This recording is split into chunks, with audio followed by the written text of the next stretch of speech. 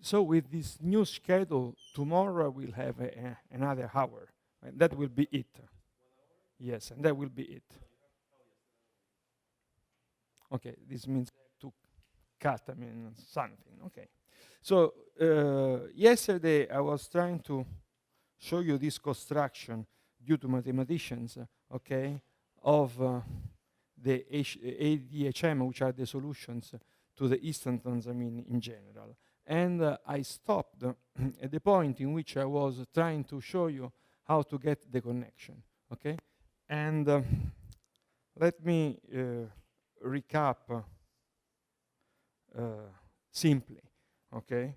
So what happens here is that we have now what I'm describing here is a very general construction, okay, which is general, has nothing to do only with instantons. So this is just a construction of how to compute the curvature of a certain bundle, okay, and then I will specify to the case of instanton. So in principle, let's say that you have X, which is an n-dimensional manifold, okay? And I was thinking, for example, of the tangent bundle of this object, which is another 10-dimensional manifold, okay? And let's think, of embedding, okay, this object inside a trivial bundle, okay, which is like this. So you have a capital N, okay, a lowercase n, and this capital N is larger than lowercase n, okay? Now, if you do that, the derivative on this space, this is a trivial bundle, okay? Trivial bundle means that if you have a manifold on each point, okay, you can attach or glue a certain space, okay, an n-dimensional space, okay? In a certain sense, you see that this is called trivial bundle because it is the total manifold is just the product of the X, which is this object, and these fibers, which are Rn, okay? When you just have this product like this, okay, the tensor product, what happens is that you are just attaching, okay, one of the spaces in each X position, okay?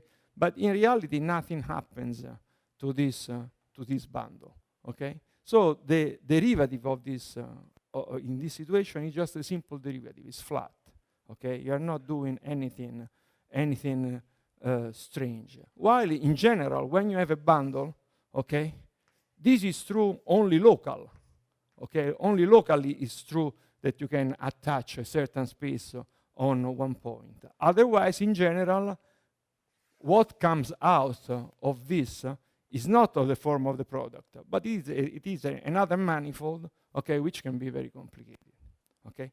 So the point is that in order to compute the covariant derivative, okay, in this case, because in this case, since the bundle is non-trivial, you have a covariant derivative and a curvature, okay, you start from flat space where the derivative is trivial. It's just, the usual derivative that you are accustomed, okay? So the covariant derivative of a certain function of this manifold is just given by the projection, okay, of this flat derivative, okay? This is what we were at last time, okay?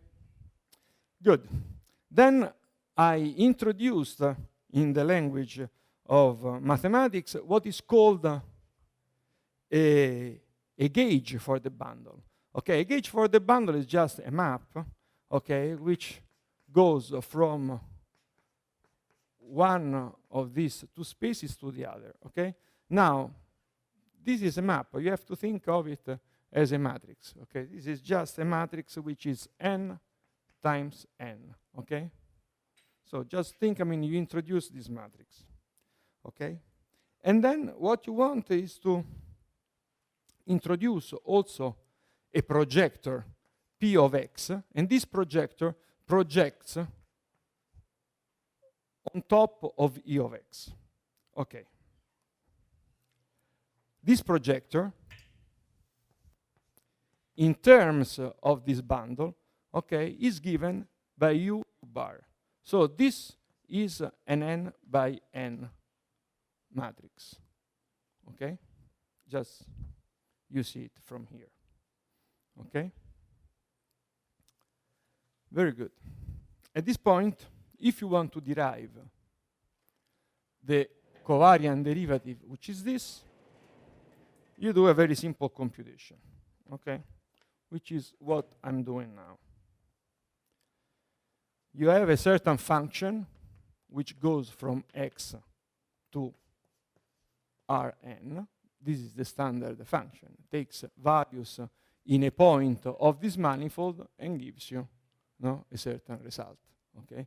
If you have a function f of x equal something, it is exactly this map, okay? And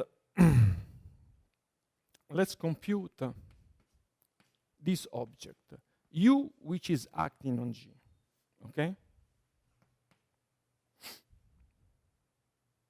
Which can also be written like this, okay? dUg, okay? What am I doing now? I want to find what is the gauge connection, okay? In order to do this, I apply that formula, which is projector, which is this object, UU bar, okay? You see that this is a projector because if you have, in order to have a projector, as I said the last time, you have to introduce this object, UU bar, okay? And this is a projector because if, okay, and you have U bar, U is equal to 1, which is a normalization. When you have these two quantities, then P acting on U is such that here you have UU bar, okay, on U, but U bar U is 1, so this is U. This is the meaning of a projector, okay? And the other property is P squared equal P, okay? And also this one is simple to check, because P squared is just from here, U bar, U bar. But this is 1, okay? So you get U bar, which is P, okay? So these are the properties of a projector, okay? Projector is just such that P squared gives the same object and has the properties. So in order to find what is this covariant derivative, let's do this computation, which is projector, which I introduced there, and then derivative over this certain function, okay? Remember that U of x is a function, is a matrix of n times lowercase n, which when is acting on this Gn, which takes value in R lowercase n, okay, is just giving the right behavior, okay? So let's do this computation, which is very simple, okay? So this is U, then here you derive the first time G, so you get U bar U, which is 1, and then you have the G here, okay? Plus, if you take the derivative of U, you have U bar du times G, okay?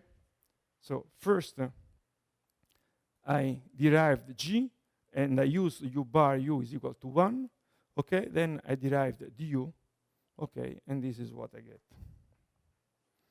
okay? So this is U bar of this operator, D plus U bar du acting on G. This is what you call a mu, the connection, okay? So in terms of these projectors, the connection is just given by this combination of matrices, U bar du, okay? This is the way in which mathematicians construct the connection. And this object here from the definitions that I've given over there, is an n by n, okay, matrix. Okay? Very good. Now, if you want to compute the curvature, which is f, okay, this will be dA plus A wedge A, okay, which is du bar cross du plus u bar du cross u bar du. Okay?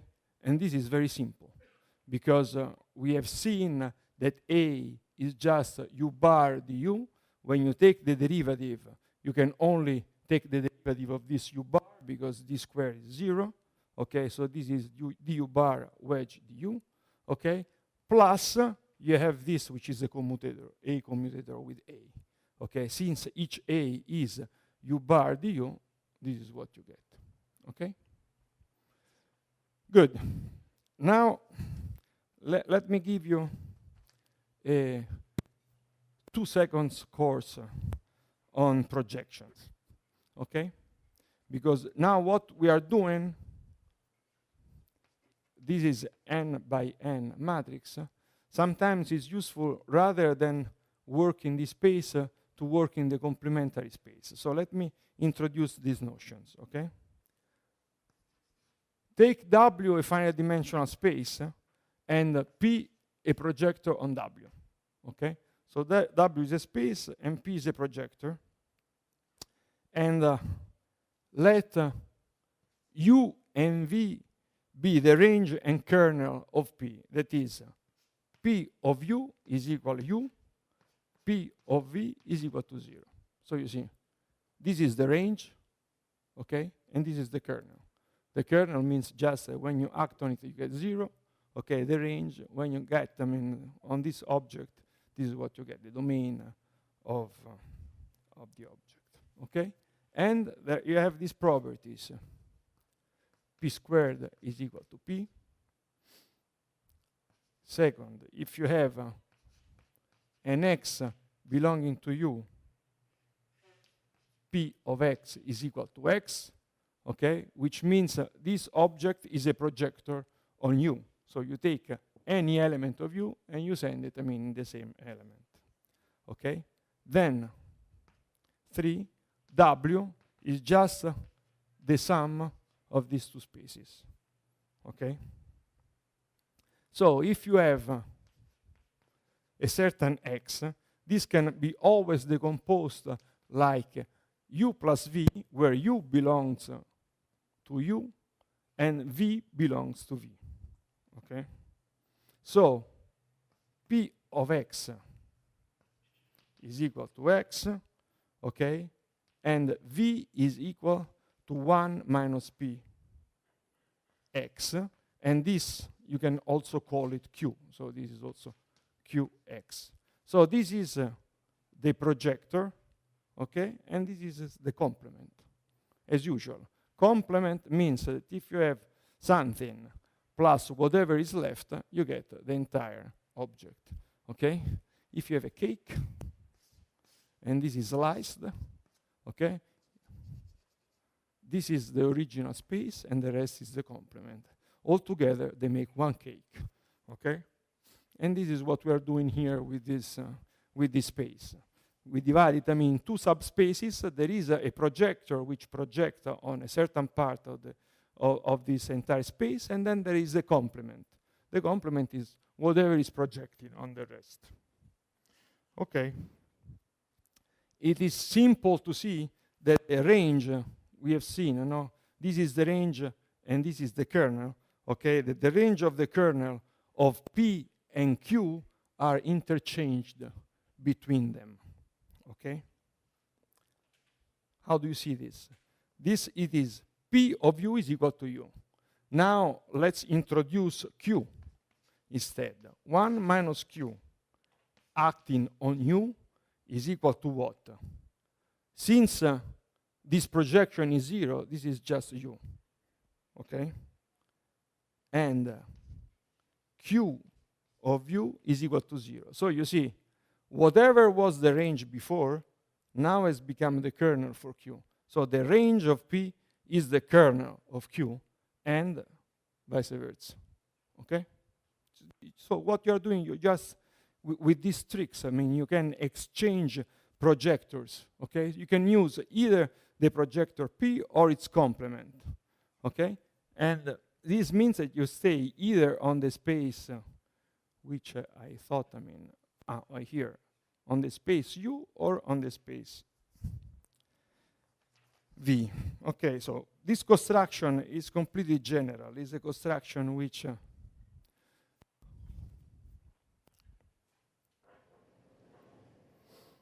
okay. Okay, so I want to do this construction now. I want to go from this f to the complement of this object. The complement means the n, because we have lowercase n, which is our difficult spacing because it's a non-trivial bundle, to the case in which you have the trivial bundle where things are easier to do, which is the capital N. Okay? So we introduce the complement. Now we know what it is. It's just 1 minus p. Okay? And we have to define a potential. The potential before was this object. Now there is a new potential, which I call q dq. Okay? While before it was u du. Okay? Good. Now, it is easy to see that with this definition, I get exactly the same result I had before. That is, okay, let me take the covariant derivative now. I introduced a covariant derivative here for u. Now let me introduce the covariant derivative for b, which is this new field which I have introduced, which is given by the complement of the previous space. Okay? So this will be df plus q dq f. This is just the definition, okay, that I've just given. Okay? But now, since qf is equal to 0, okay, because it is just the projection as I saw before in the other part, this can be differentiated, so you get dq times f plus q df is equal to 0. Okay? Then dq times f can be substituted with this, and here you have, with a minus, q squared df. Okay? So this thing here is 1 minus q squared df. But q squared, since it's a projector, is equal to q. Okay? So this is just 1 minus q df. This in turn is the complement, so it is just p df.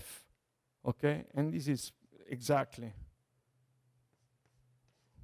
the covariant derivative which I have introduced here. Okay? So what I showed is that if I use a certain space, which is with the space with the gauge u, or this space which is the complement, okay, I get exactly the same results. So it's up to me what I'm using, whatever it's easier for me. Okay? Very good.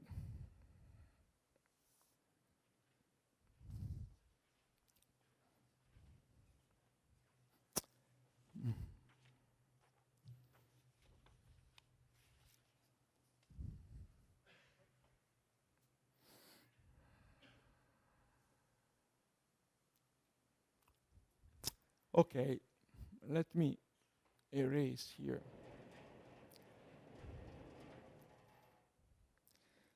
Now, there are some computations in order to rewrite the connection in terms of this new field which I have introduced here. So I have to perform a certain computation, okay?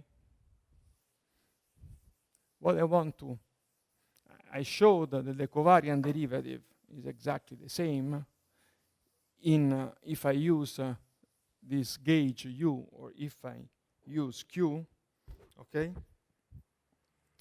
And I want to show that this is true also for the connection.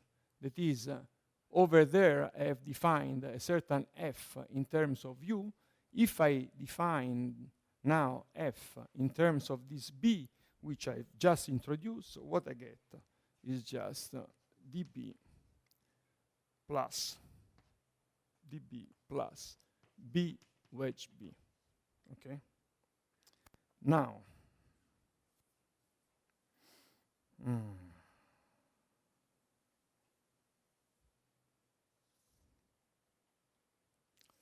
okay, now there is a certain computation to show that this is true. I think I'll skip it, okay?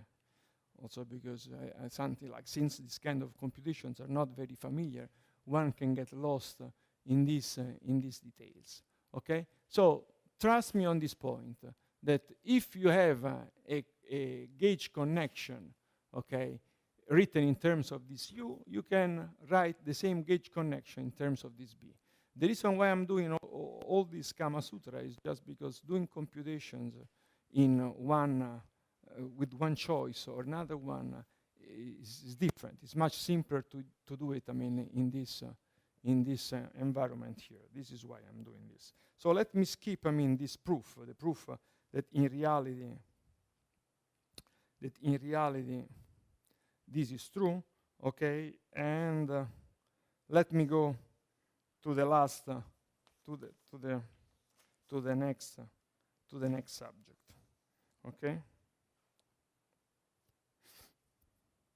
Okay, so we have embedded this bundle E in Rn, okay?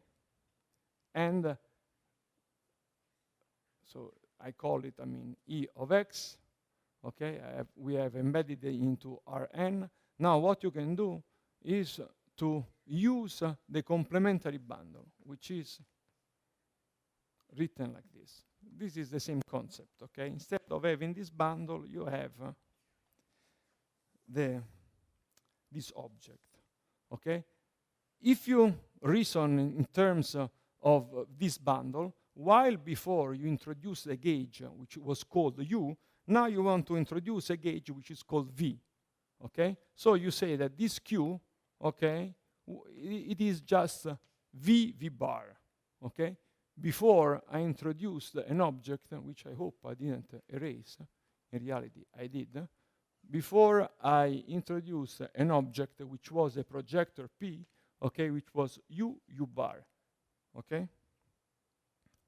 Now, this V is a map from R n minus n to Rn, okay? You see, before with U, it was a map from Rn to R capital N, okay?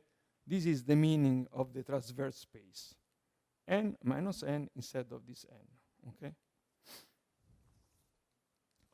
Okay, so if you do this, you can write this F in terms of these objects, okay? And what you can write P D, okay? Now we have to write this V bar, okay, which is the Q, wedge D V bar P, and this is equal to P dV times V bar wedge V dV bar times P, Okay?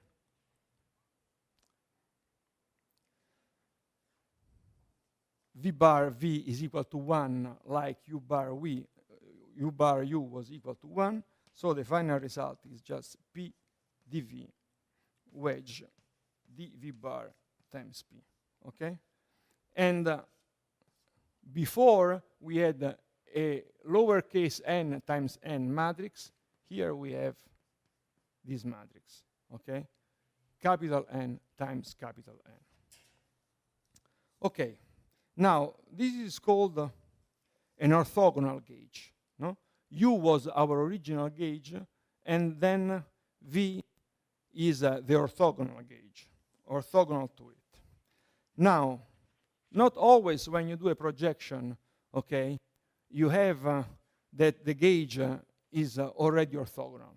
But there is a general way of doing this, which is called the polar decomposition. That is, if you have a matrix which is n times n minus n, it is always possible to write it like an omega n times n minus n times a certain rho, which is n minus n minus n. Okay? I was just writing this. And the properties of this are such that U dagger or U bar is equal to omega minus 1, while rho is equal to rho bar. So rho is real, okay, while this one is unitary. Okay? Now, if you take any possible gauge, any possible matrix, you can always do this decomposition, okay, and then in terms of omega, okay, the gauge is orthogonal. It's just something like a change of coordinates in order to go to an orthogonal system reference frame. Okay? Now, if you do this, I haven't done really all the properties that I wanted to satisfy are really still there.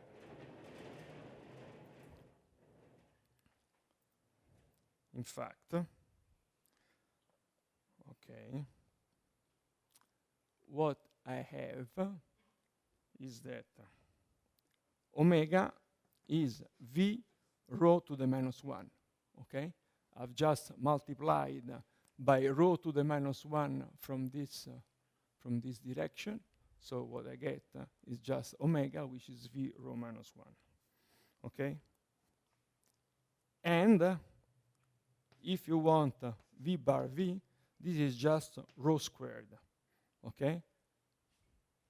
Because V bar is rho omega dagger, so this is just rho dagger, let's say omega dagger, omega rho. This is real.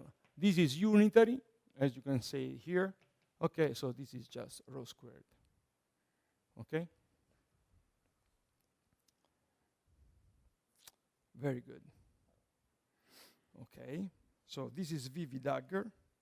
And then this Q, which I've introduced before, is just omega bar, which is just V rho minus 2 V bar. Okay? So this is what you can do. Remember, before this Q was V bar, okay? And so now if you perform this rotation of this polar matrices, this is what you get, okay? All of this is done in order to have a general form of this F, which is P dV rho minus 2 dV bar, okay? P.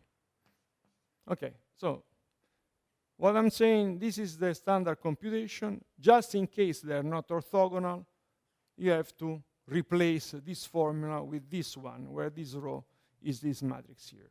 Nothing special, it's just a change of variables, okay?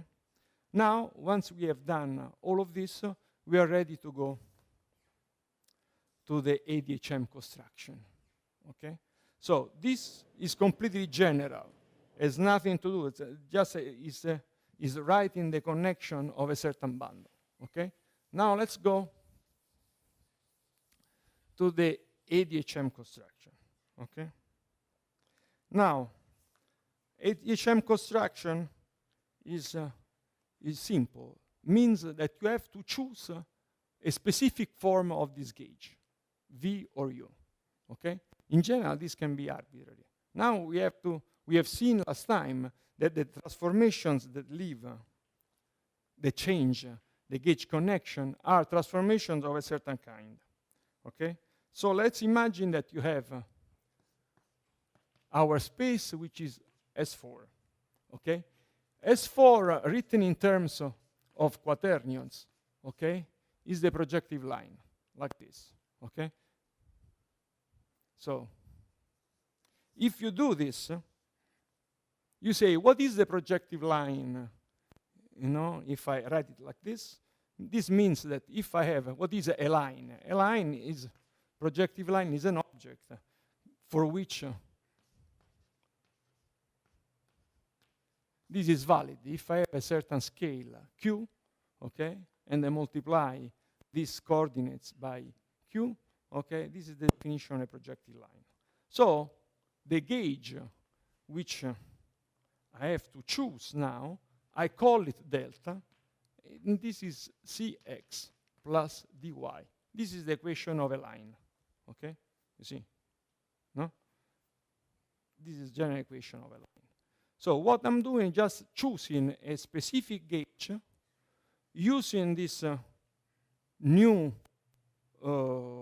gauge, which comes from what we saw yesterday. Because yesterday we saw that the transformations that were leaving, that were changing the gauge connection were the coset of SL to H times rotations, which was SO5, which was written like SP2.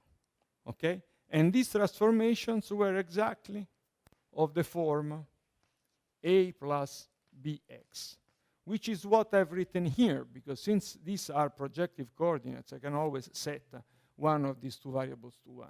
Okay? And then you get exactly this kind of transformation. Okay? And this is the point where I want to end up. Okay. This means that now this V, okay, I take it as delta. Okay? So what I write is P times C, which is this variable, okay, dx rho squared, dx bar, C bar, P. Okay?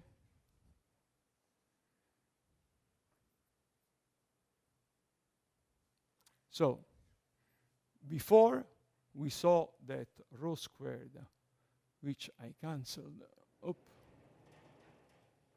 Yes, rho squared was V bar V. So with this choice, rho squared is D bar D now. Okay? Now, if this rho squared here is a real matrix, not a matrix of quaternion, is a real matrix, this becomes just the x dx bar, which is exactly the self-dual curvature that you need, because this combination of quaternions, dx, if we put a wedge, is even better, dx wedge dx bar is just self-dual or anti-self-dual, I mean, according to the orientation that you choose. So this is the construction. In order to construct, I mean, a bundle whose curvature is self-dual, this is what you have to do. You have to choose a particular gauge, which we were instructed to choose from these considerations, okay, that the number of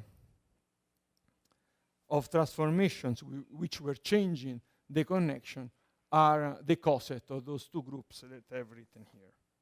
Okay, now this is the end of this more mathematical part, because it is the justification of this ADHM construction. Okay, so at this point, I'm ready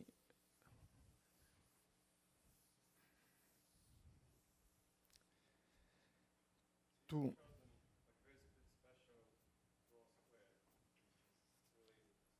yes, this is exactly what I have to do. That is, I have to choose. This is a condition. After all, the DHM equations are a certain set of conditions in order to have a gauge connection, okay, which is clearly leads to a self-dual curvature. Okay, so what are these conditions? The first condition is that the delta bar delta is equal to this rho square, which is a real matrix, in such a way that dx, which is a quaternion, can go on this rho squared, because x is a quaternion. This is a okay. Then it doesn't work.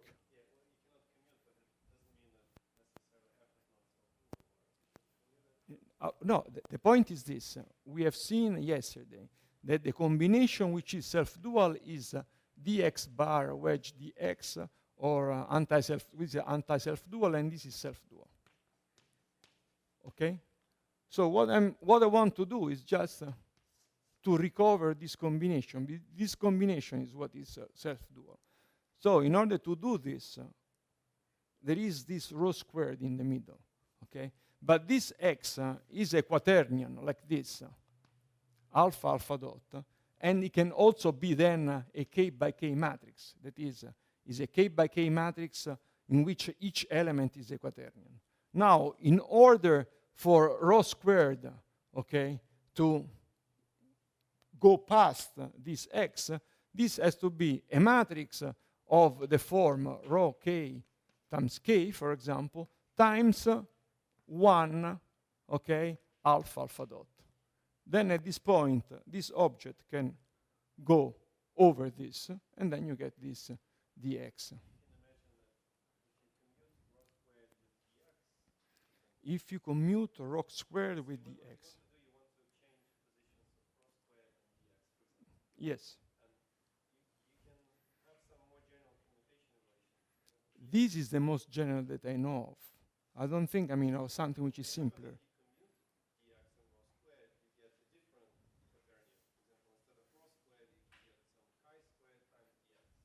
Okay? But then this won't give, this combination here, which is the only combination which is...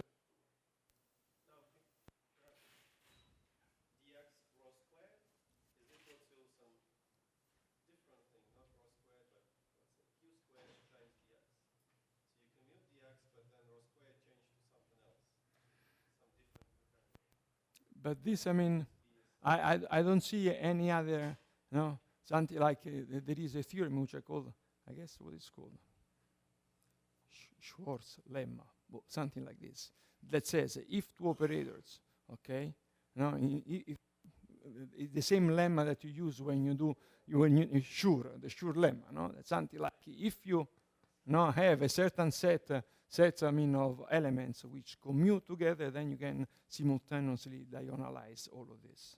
And this is it. If you want the two objects, commute, then you have to simultaneously diagonalize. So this is what I'm doing. This is diagonal. Okay, so there is no way out of this. Okay, so now we are ready to, I forgot, let me finish this, okay? And just 2 seconds. So out of this, okay, what have I learned? I've learned that there is a matrix delta dagger U is equal to 0, okay? Because what it's written here is just that simply we have taken, this construction, the range and the kernel are exchanged, okay? So this was a gauge in a certain space. This is the transverse gauge, so there is this condition, okay? Then we have the condition u bar u is equal to 1, okay?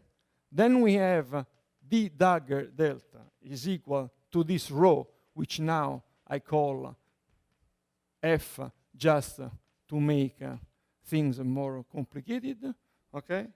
And then we have a projector which is called u bar, which can also be written like 1 minus delta f delta dagger, okay? Now, the ADHM construction is nothing else than finding matrices which satisfy these rules, okay? And these rules we have derived from these considerations, okay? This is the gauge, the first gauge we chose. This is the second gauge in the transverse bundle, okay? This has to be a projector here, which is normalized. Writing u bar like this or writing in this form is exactly the same thing. It's easy to convince yourself that if you do p squared, okay, even in this form, you get exactly the same results, okay, using the properties of delta dagger, which is delta dagger delta is equal to f minus 1. You see that if you take p squared in this form, no, 1 minus delta f delta dagger, 1 minus delta f delta dagger, okay, what you get is exactly the same thing. Nothing changes, okay, still you get p. So it's just another way of writing the projector, okay? It's something like, this is what we call 1 minus q, okay? It is exactly that projector, okay.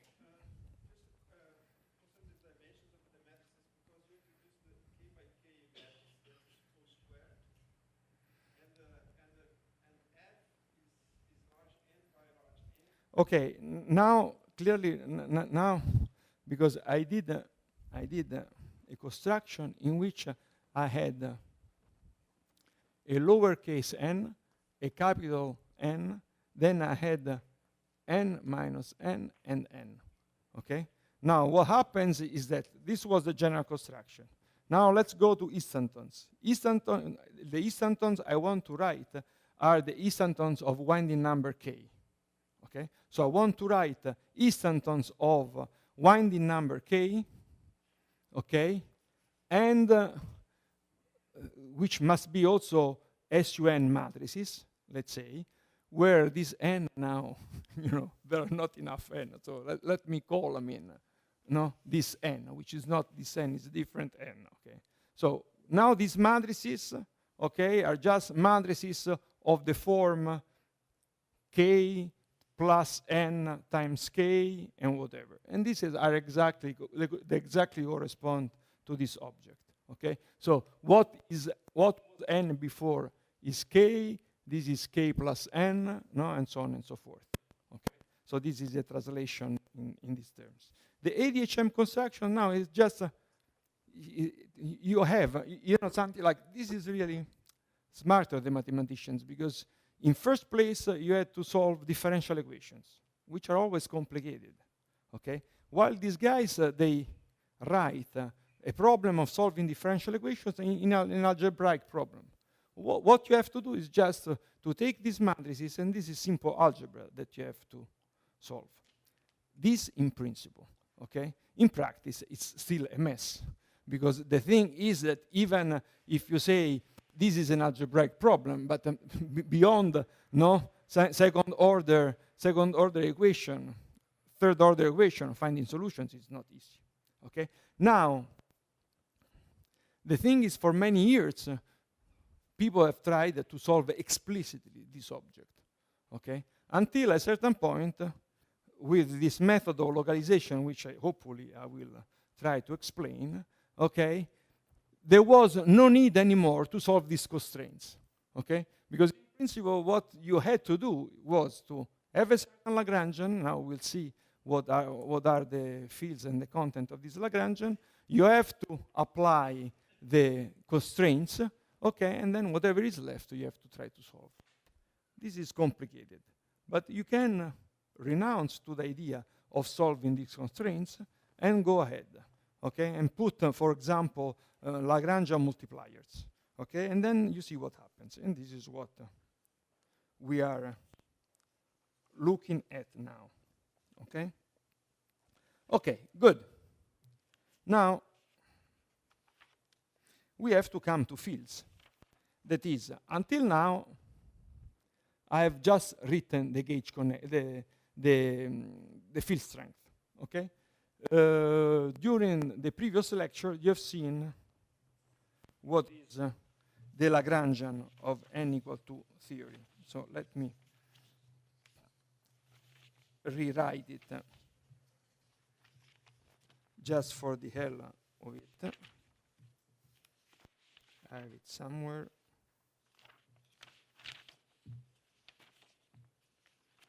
Okay, as usual, when you look for something, you don't find it. Okay.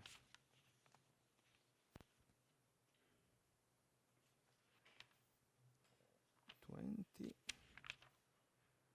$19, $18. Where is the?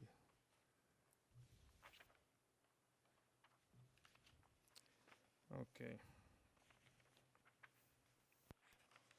Good. 11, 10, 11. Okay. 12. So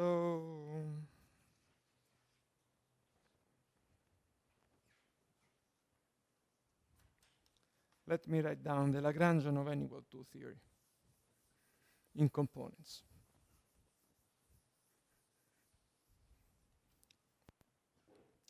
Okay, so you have a gauge part, which is trace of minus 1/2 f mu nu minus e lambda d slash lambda minus e lambda d slash lambda bar plus d squared. So this is the gauge part of the Lagrangian. And then you have a chiral part of the Lagrangian. Let's call chiral, which is this trace of minus 2 d mu phi dagger, okay, minus I psi bar d slash psi minus I psi d slash psi bar plus 2 f dagger f minus 2g d commutator of f dagger. Okay, so this is the Lagrangian. The reason why I have written this is to just let you appreciate that besides f mu nu there are many fields. Okay, many other fields. Now what I have to do is to write each one of these fields in terms of this ADHM variable that you have seen. Okay, this is the content of a part of physics which is called ADHM calculus. Okay, that is, you have to write the solution. You have equations of motion. You have to write, I mean, the solutions of these equations of motion in terms of ADHM variables. Okay, then what you have to do is to plug everything inside the integral and to try to perform the integral if you are able to do that. Okay, this has been a program which has gone along for a long time, but there is a smarter way of doing things, because this road really is a very long and winding road, and we don't want to go through this road because at the end it doesn't lead, I mean, to very satisfactory results. So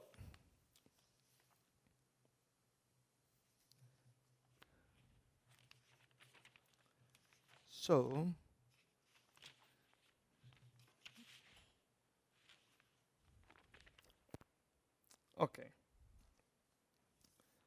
So let's do something different. Okay? Now, in order to do something different, first I have to introduce a piece of notation. That is, if you will erased. Okay, if you look at the literature, there are very many different ways of writing these DHM equations. So let me write all of these ways together, okay? Even if you can imagine that there is no reason to do so, but in reality, if you go to the literature, you will find really many different notations. Okay, so let me rewrite the ADHM equations, which I was, okay, delta is equal to f minus 1 times 1, and this was k by k times 1, which is 2 by 2 alpha dot. Then we have p, which is u bar u, okay, and I guess this is it, okay? So this is the form that we have found until now. Now there is a different way of packing this object, which is you define a certain matrix dx like this, w and b minus x times 1. Okay, doesn't change much. It's just different ways of writing things. Okay, for example, this delta is a matrix of quaternions. Okay, but instead a matrix of quaternions is something which in general is done like this. Okay, but this is a way of writing things which is redundant. You can just take the first column, okay, and then instead of writing in terms of quaternions, you write in terms of complex objects. Okay, so these complex objects are this, okay, and this in turn can be written like j I dagger and then b1 minus b2 dagger, okay, b2 b1 dagger, okay, which is the same thing as I was saying. I'm just writing the quaternion, okay, and then you have to put, for example, here minus a certain matrix which is 0 in this upper part. So this part of the matrix is k by k, okay. This part of the matrix here is n times k, okay, and then this n times k, this is 1k by k, and this is x, okay, for example. These are different ways, I mean, to rewrite the same thing, but in literature you find all of these ways, okay. So we will go from one notation to another, okay, and sometimes this part here can also be rewritten like I alpha j alpha dot, okay. Alpha dot are responsible for this way of putting things, and I and j are indices which go from 1 to k, which is the winding number, okay. So all of these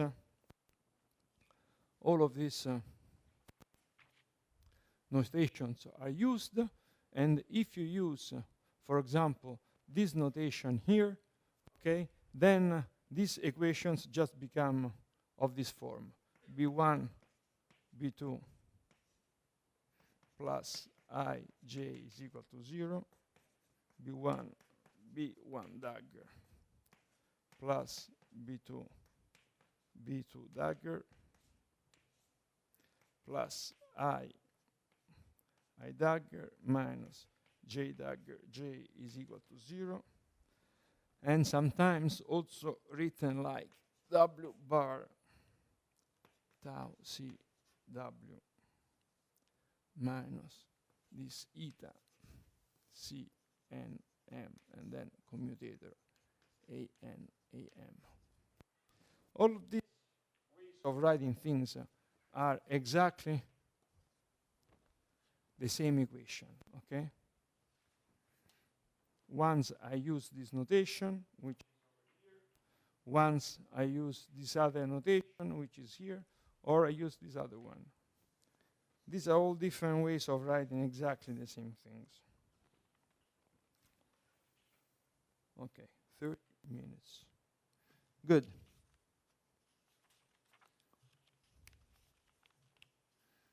Okay.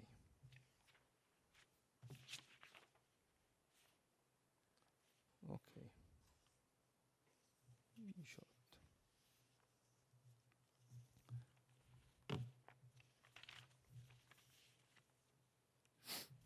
Good. Now, we cannot go through the entire business of finding all the solutions because it will be too long. Okay? So let's take a certain number of the most relevant solutions and let's see which is the phase that they have, and this will be relevant to what we do after this. Okay? Now, if you have a functional integral of this form, okay, if you want to compute it, you can compute it with the saddle point approximation, okay, which means writing this object and then expanding this S in phi classical, okay, and then here you have phi certain matrix, okay, differential operator, phi dagger, and then here you have terms, higher order terms, okay. So in order to do this, we have to take our gauge field A mu, okay, and we have to write this A mu x like A mu classical, which is the top solution, okay, plus first order fluctuations, which I call this like this, okay, plus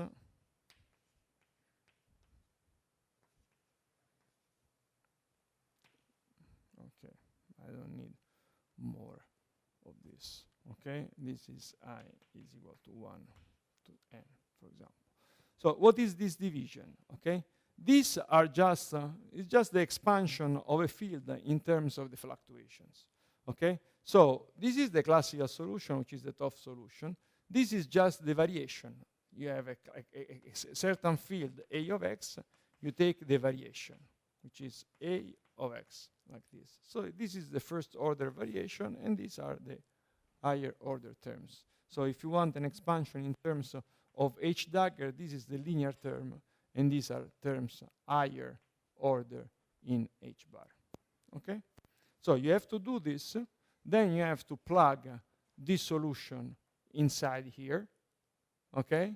You will have the classical part that it will be easy to compute. Then to have to add here the fluctuations, okay, which could be integrated out, and then you have these higher order terms which are here. Okay? But we have to find an explicit form for these objects. Okay? So this is what we are doing now. Finding explicit forms for those objects. Explicit form, I mean, for general winding numbers. So these are general solutions, not of the type of Toft, which is an explicit solution, which are solutions which have to be parameterized by these quantities that I have written here. Okay? So let's take f mu nu. Okay? Let's take a variation of f mu nu. Okay? This will be d mu a hat nu minus d nu a hat mu. So what am I doing? I'm taking f mu nu, I'm varying, okay, the gauge field, and what I get is this object which must satisfy this condition.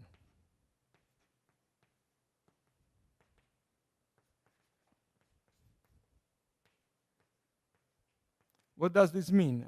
It means that I start from a field strength which is self-dual. I take a variation, okay, and this variation must be self-dual, and this is the self-duality condition. Clearly, in doing this, I don't want to lose, the property of being self-dual. Otherwise, I'm lost. Okay, so I have to construct this solution. Okay, now this is exactly what I want to do.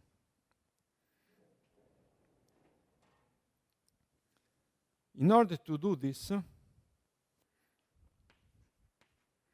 after some thinking, you say, okay, maybe this can be a solution. Okay, so this U is exactly this U, which is a certain matrix.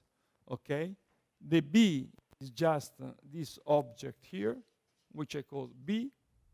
Okay, F, it is the inverse of this quantity which I have defined here, and then there is sigma mu, which are just the standard matrices. Okay, now I have to prove that this is a solution. Okay,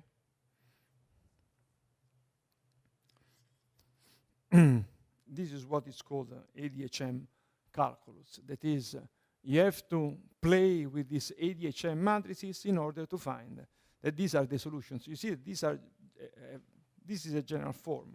What is the form of this U? This is U. This U is a matrix, okay, of the form n times k, and all the objects, all the elements of the matrix are unknown. Must be determined from these conditions which I've written here. If I would be able to write, to find solutions to these equations, I would have explicit forms for this. But the fact that I don't have an explicit form does not prevent me from proving such things, okay? Without knowing the exact solution, I can still prove that this is true. Let me show you how to do it, okay? So, I want to compute this. I want to compute the derivative of this object.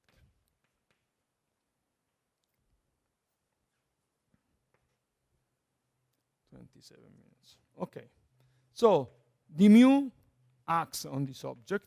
So I have d mu u bar b f sigma mu.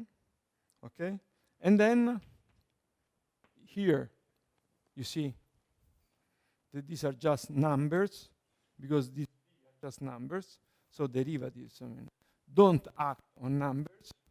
Okay, so this will be u bar b d mu f, okay, sigma mu. Okay, you see that while here, okay, there is the covariant derivative, okay, here the derivative is the simple derivative. Why it is so? It is so because this f is a k by k matrix, okay, while this u is an n times k matrix. So while this u carries the index n, which is the index of SUN, okay, this other matrix does not have its index. So this is a singlet of SUN, and clearly on a singlet, the covariant derivative acts like a simple derivative, okay?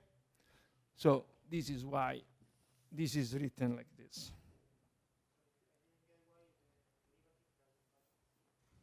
Because B are just numbers. B is this here. 1 k by k, 0. It's not a function. Okay? B is just this. This is B and this is x. Okay, so B is just this part. Okay? Okay. So now we need to compute, d mu u and this derivative here.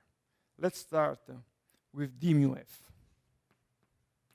This is a matrix, okay? And then the derivative of a matrix works like this.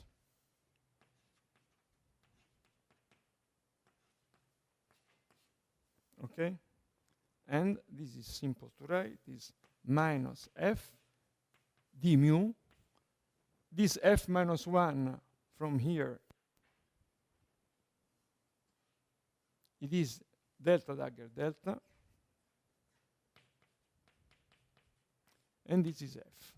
So this is equal to minus f, and then we have sigma bar mu b dagger delta plus delta dagger b sigma mu f. Okay? This is because we have written this matrix delta like A plus Bx. So when the derivative acts on this matrix, it takes x, which is linear, so it's simple, and what is left is just b. Okay?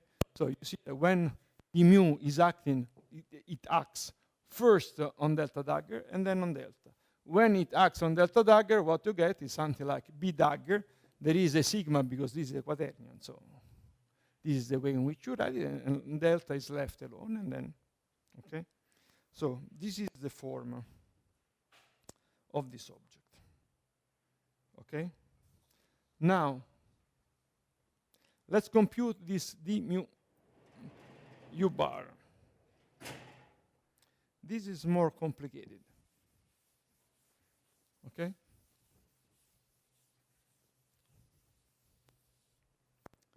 This is more complicated. So let me write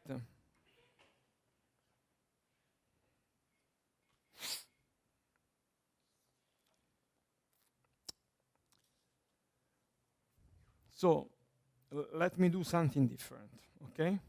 So for the moment I want to compute d mu u bar j u, okay? You ask yourself, I have this construction, okay?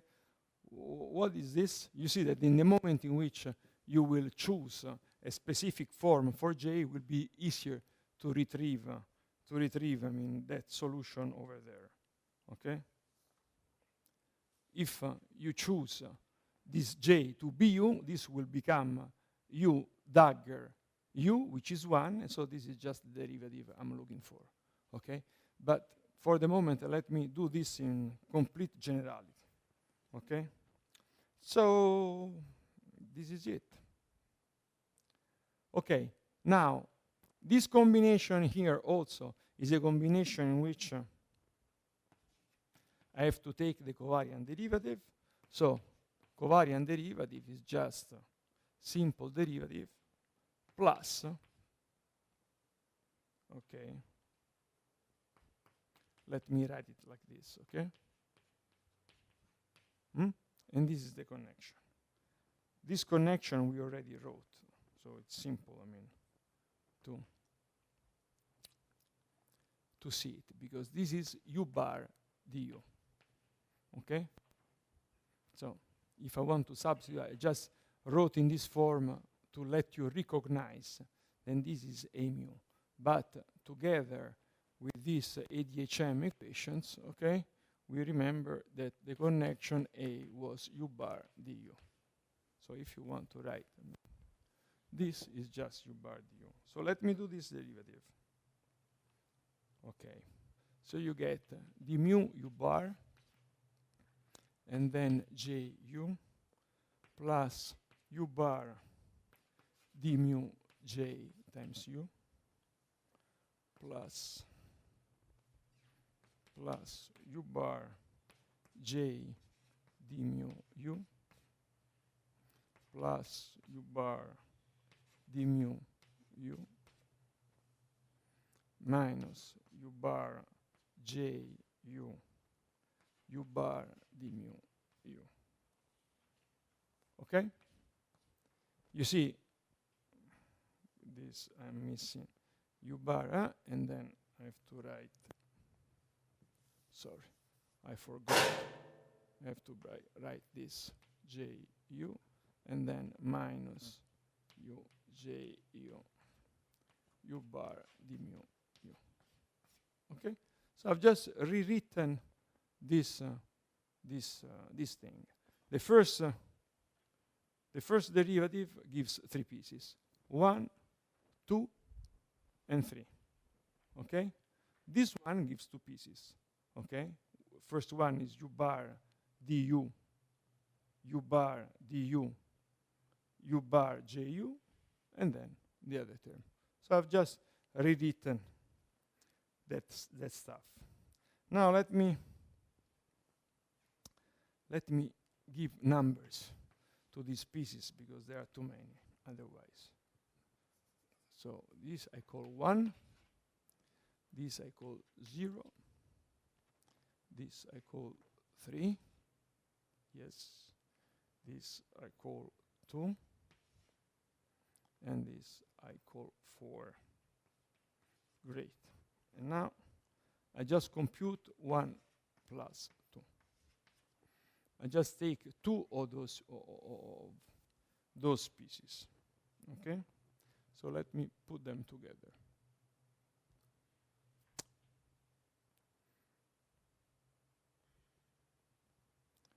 Okay, 1 is d mu u bar. This is 1 plus u bar d mu u bar. Okay, so this is 1 d mu ju, here is ju, and this is d mu u bar.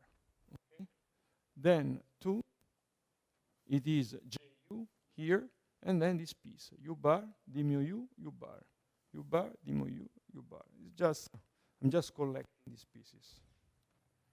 Okay, very good. Now this can be transformed like this. Can be transformed in d u bar minus u bar minus d mu u bar, okay, u bar ju, okay, simply because since you have u bar u, okay, you can always take the derivative of that object and then exchange the two things among them. This is what I've done.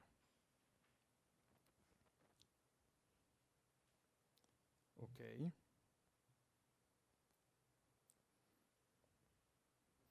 So this becomes d mu u bar. I take this piece, I take it out. It's simply is 1 minus u bar ju. Just take this part, okay, I put it outside, 1 minus u bar ju. Okay, then this is equal to d mu u bar, and then I'm using this, which I erased. Then instead of 1 minus u bar, okay, 1 minus u bar, I put this piece here. Okay, so this becomes delta f, delta bar, times ju. Okay, good. Now 3 plus 4,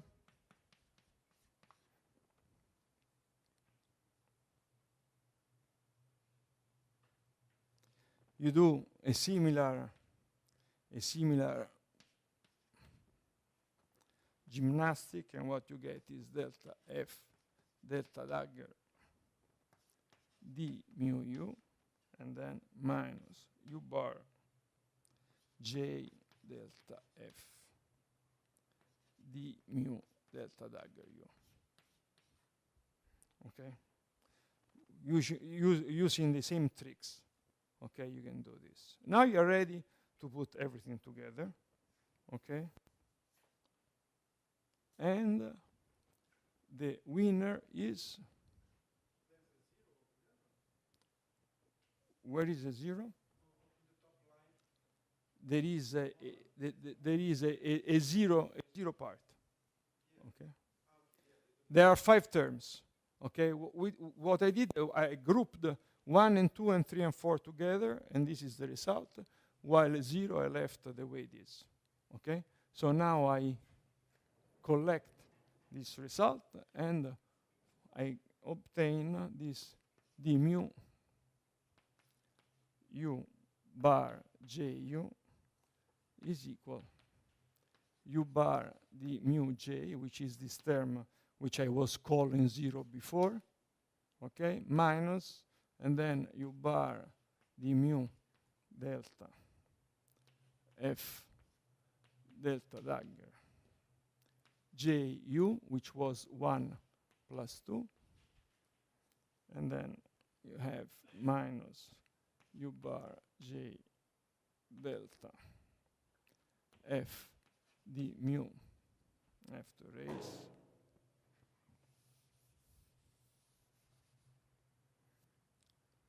f d mu delta dagger u. Okay, 13 minutes, good. Okay, now if you take this quantity and you send j to u, okay, you put, instead of j, you put this object, and what you get is that d mu u is equal to minus delta f d mu delta dagger u. Okay, so this is the final result of this computation. Okay, so now I have d mu and I have delta mu, which is what I needed here. Okay, what I can do is to plug it, I mean, inside d mu u. Okay, and there is some more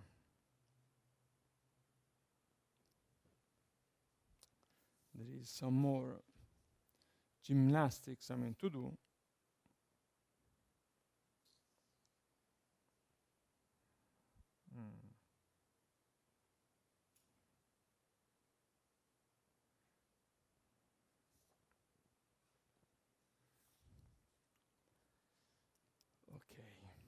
But what you get at the end is that you can, if you plug it, I mean, inside, you can prove this relation here. Okay, now if I go through this, I won't be able to finish tomorrow.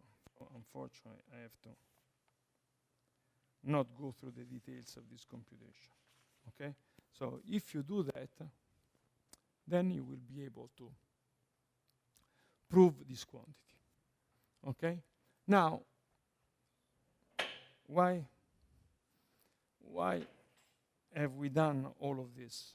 Because out of this quantity, we can write, for example, fermionic zero modes. Okay? Now that I have this quantity, this a mu, okay, I can write, for example, fermionic zero modes in this form, which is u bar. This is a matrix of fermionic objects, okay? This is m bar u, okay? And what we can prove is that this thing not only solves the equations of motion, okay, but on top of that is also transverse, okay? That is d mu of this z mu is equal to 0. And this is also important when you have to satisfy the equations of motion. Okay? So,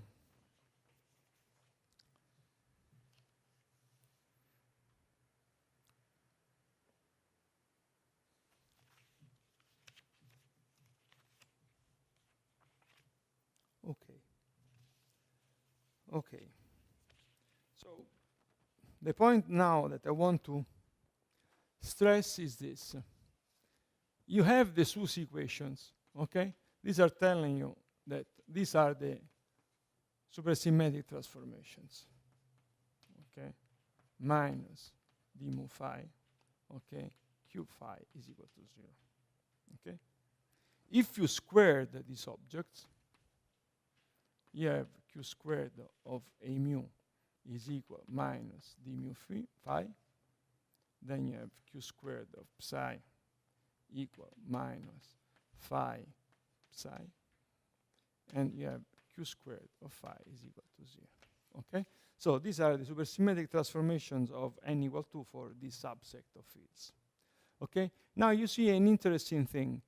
When you square, the charge here, what you get something which looks like a gauge transformation. Okay? Then if I introduce the usual BRST operators, okay, which are S G of A equal minus a certain new field G psi is equal minus C psi S G of phi, which is equal minus C of phi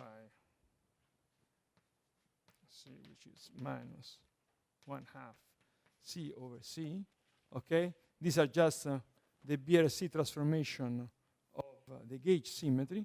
You can combine this operator of gauge transformations with this operator of supersymmetry, and the combination of the two now will not square to d mu phi, but it will square to 0. So if you have a new Q prime, okay, which is just Q plus SG, and if you repeat the exercise, you have Q prime squared equal to 0.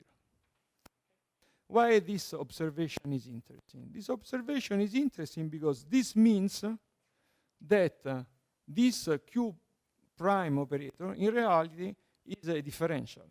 It's like a derivative. It's a derivative on this space. So the point now is that there is a strategy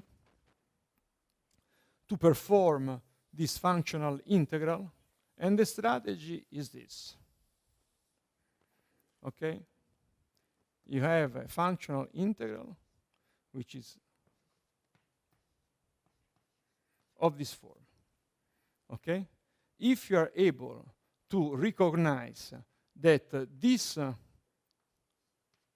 measure can be written like the Q of something, the derivative of a certain combination of fields. If this object here can be defined like the Q of, let's say, beta, okay, then all of this can be written like the derivative, okay, Q of something. And then this integral can be done, okay, simply because you have to compute this quantity over the boundary, okay? The boundary which is defined in this integral. So this is saying that if you have a very complicated integral, you have a hope of doing the integral if you introduce an object which behaves like a derivative, okay? And then you go to the boundary. The boundary of what? Now, until now, we have seen that these are fields, a function of x. In reality, if you sit down and you transform, you put instead of the fields, these expressions, okay, what you can see is that an integral which depends on x becomes a finite dimensional integral which becomes only on the moduli. So at the end of the game, this integral that you are performing here, okay, is simply an integral over a certain function q over the moduli space of a certain object.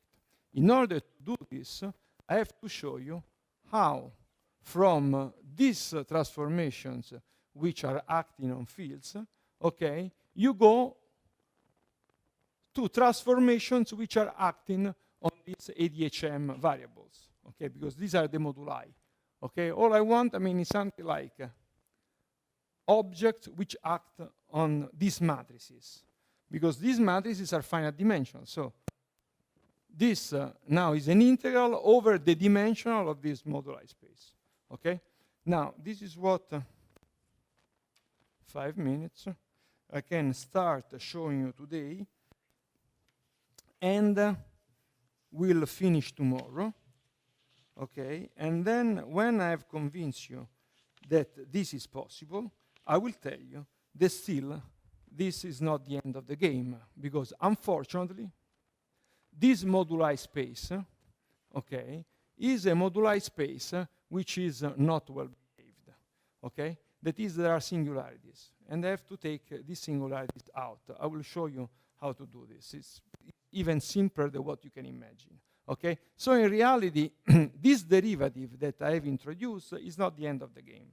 What I have to do is to introduce another symmetry, okay, a further symmetry of the Lagrange, and then at that point, the new operator which I will get will be the right derivative to do the integration over, because this will be the localization theorem, which is telling you that if you have roughly a certain form, okay, such that d of alpha is equal to 0, then you have a simple form, which is the determinant of a certain operator, okay, times, a form which we write here, okay? And then I will be able to do the integral. Clearly, I have to explain to you what this is, because these are not the simple forms, okay? This is just a derivative. It's just d. Now we will introduce another kind of derivative, which is called the equivariant derivative, in which not only you have d, but you have an additional object which we call psi. Okay, but I'll tell you tomorrow what this is about. Okay, and then we will be able to perform the integral. At that point, we have a finite dimensional integral, which is simple to do, and from there we will recover the Seiberg-Witten curve. Okay, using some other manipulations, okay, which are not really straightforward. Now I have 2 minutes and 51 seconds. What can you do in 2 minutes and 51 seconds? Okay. Not much. Not much.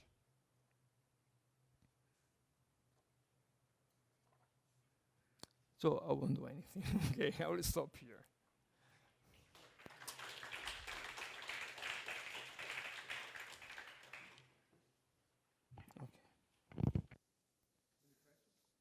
Any questions?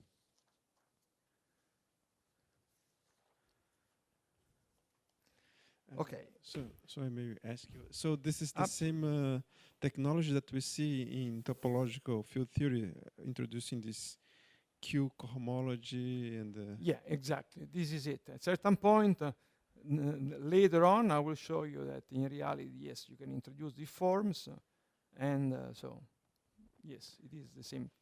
Okay. The same topological object. And then we have this the states of the theory or the particles are Q cohomology exactly. States. This is what we are constructing tomorrow.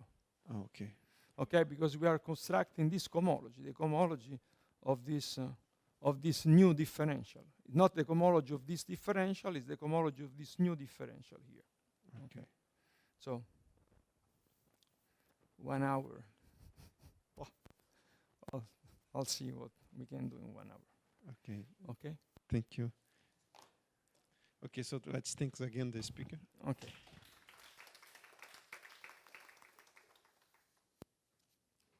And I believe we